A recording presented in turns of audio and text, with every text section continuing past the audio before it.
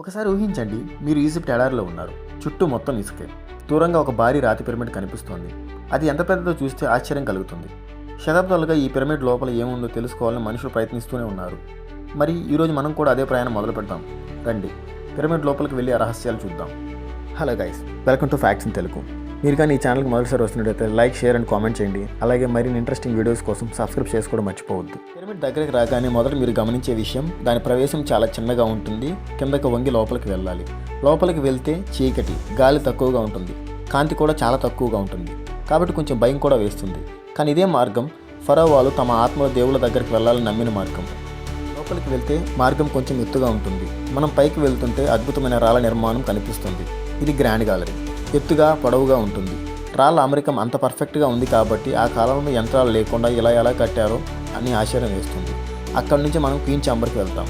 గది ఖాళీగా ఉన్న గోడలపై నిర్మాణాలు మనల్ని చాలా మర్మంగా ఉంటాయి. ఇది నిజంగా రాణి సమాధి గదా లేక మరేదైనా పూజా స్థలమా? ఇప్పటికీ ఎవరు ఖచ్చితంగా చెప్పలేకపోయారు. ఇప్పుడు మనం పిరమిడ్లోని ప్రధాన గది కింగ్ ఛాంబర్లో ఉన్నాం. మధ్యలో పెద్ద రాతి శవపేటిక ఉంటుంది. ఇందులోనే ఫరోవా మమ్మీని ఉంచేవారు. చుట్టూ గోడలపై పాత చిహ్నాలు, రహస్యలిపులు కనిపిస్తాయి. చీకటి గది, ఆ నిశ్శబ్దం అన్నీ కలిపి మనల్ని వేరే ప్రపంచంలోకి తీసుకెళ్తాయి. వేల ఏళ్ల క్రితం ఇక్కడ బంగారం, ఆభరణాలు, పూజా వస్తువులు ఉంచేవారు. కానీ ఎక్కువ భాగం దొంగలు చాలా ఏళ్ల క్రితమే దోచుకెళ్లారు. పిరమిడ్ గోడలపై ఉన్న అక్షరాలు సాధారణ అక్షరాలు కావు. వీటిని హైరోగ్లిఫిక్స్ అని కూడా అంటారు. ప్రతి చిహ్నం ఒక కథ చెబుతుంది. ఫరో జీవితం, యుద్ధాలు, దేవుళ్లకు ఆయన చేసిన ప్రార్థనలు అన్నీ ఇవి చెబుతాయి. అలాగే బుక్ ఆఫ్ ది డెడ్ అనే పుస్తకంలో మంత్రాలు కూడా గోడలపై రాసి ఉంటాయి. వాటిని ఆత్మ మరణానంతరం మార్గం కనుగొనడానికి వాడేవారని నమ్మకం. పిరమిడ్లో ఇంకా ఎన్నో రహస్య మార్గాలు ఉన్నాయి. కొన్ని మూసివేయబడ్డాయి, కొన్ని ఎక్కడికి తీసుకెళ్ళవు. వీటిని దొంగలు మోసుకుపోయేందుకు నిర్మించారని చెబుతారు. కొంతమంది శాస్త్రవేత్తలు చెబుతున్నారు ఇంకా బయటపెట్టిన రహస్య గదులు లోపల దాగి ఉన్నాయని.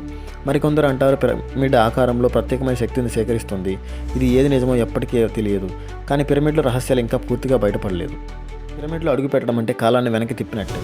ఈ రాళ్ళలో దాగి ఉన్నది కేవలం మమ్మీ కాదు, ఒక గొప్ప నాగరికత చరిత్ర. ఆశ్చర్యంగా గిజా పిరమిడ్ లోపల ఒక్క మమ్మీ కూడా కనుగొనబడలేదు.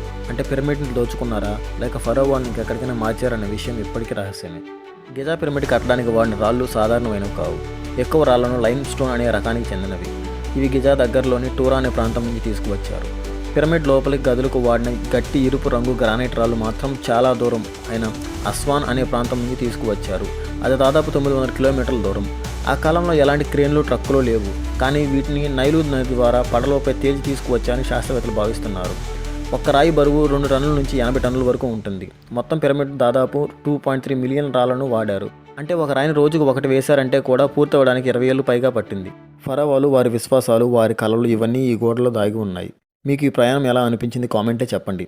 ఇంకా ఇలాంటి అద్భుతమైన కథల కోసం మన ఛానల్ సబ్స్క్రైబ్ చేసుకోవడం మర్చిపోవద్దు.